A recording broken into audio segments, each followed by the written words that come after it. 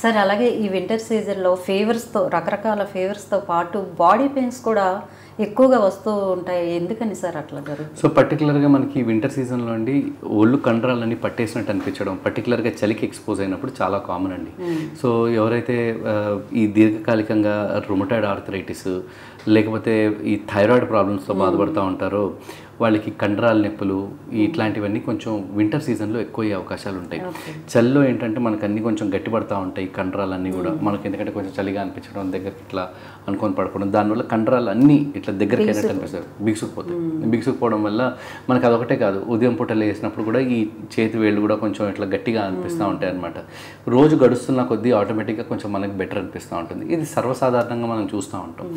పర్టికులర్గా ఈ సమయంలో రుమటలాజికల్ ప్రాబ్లమ్స్ దీర్ఘకాలికంగా వాటితో ఉన్నవాళ్ళు అందరికీ కొంచెం కష్టంగానే ఉంటుంది.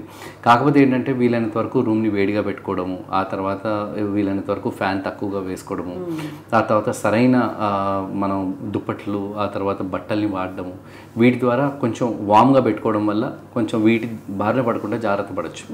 అండ్ ఇది ఒకటే కాకుండా ఈ పర్టికులర్ సీజన్లో ఈ కండరాల నొప్పులు ఇవన్నీ ఎక్కువ అవుతుంటే ఖచ్చితంగా ఒకసారి ఈ డాక్టర్ గారిని కన్సల్ట్ చేసి ఏమన్నా ఈ రుమటలాజికల్ ప్రాబ్లమ్స్ ఏమైనా పెరుగుతున్నాయా, ఇలాంటివి ఏమన్నా ఇంకా ఎక్కువ ఉందా అనేది కూడా ఒకసారి చూసుకొని మందుల్లో కూడా అడ్జస్ట్మెంట్స్ చేసుకోవాల్సిన అవసరం రావచ్చు.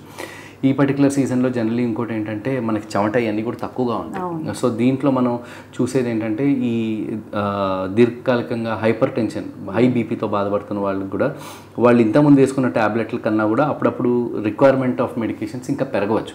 అంటే బీపీ ఈ పర్టికులర్ సీజన్లో కొంచెం పెరుగుతూ ఉంటుంది అనమాట. పర్టికులర్గా చలికాలాల్లో ఎక్కువ పెరిగే అవకాశాలు ఉంటాయి.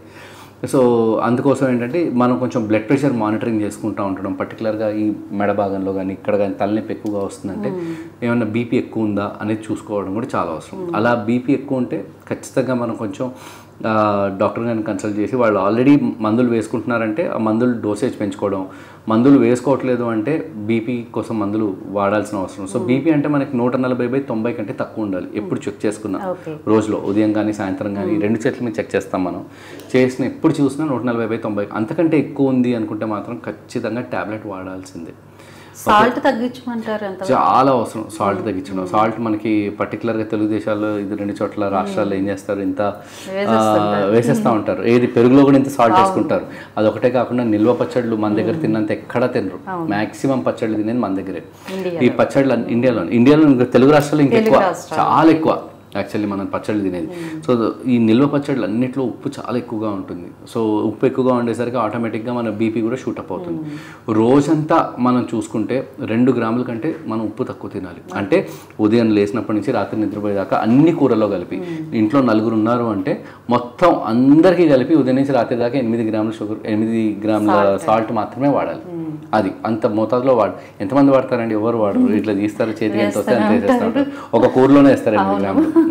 సో సాల్ట్ తోటి టేస్ట్ ఎంతైతే వస్తుందో బీపీ కూడా అంత పెరుగుతుంది అనమాట. పర్టికులర్గా ఏ ఇళ్లలో అయితే ఈ హైపర్ టెన్షన్ బారిన జెనెటిక్స్ అలా ఉంటాయో, సో పేరెంట్స్కి ఉంటుంది, పిల్లలకి కూడా వచ్చే అవకాశం ఉంటుంది. వాళ్ళ లోపల ఈ ఉప్పు వాడకాన్ని బాగా తగ్గించాలి. సో ఇంకోటి నన్ను చాలామంది అడుగుతూ ఉంటారు, రాక్ సాల్ట్ వాడచ్చా?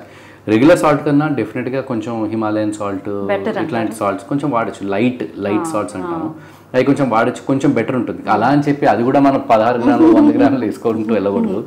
ఏదన్నా సరే ఒక తక్కువ మోతాదులో వేసుకుంటేనే మనకు హెల్ప్ అవుతుంది. పర్టికులర్గా సాల్ట్, అది సాల్ట్ తోటి మనకు బీపీ విపరీతంగా పెరిగే అవకాశాలు ఉంటాయి.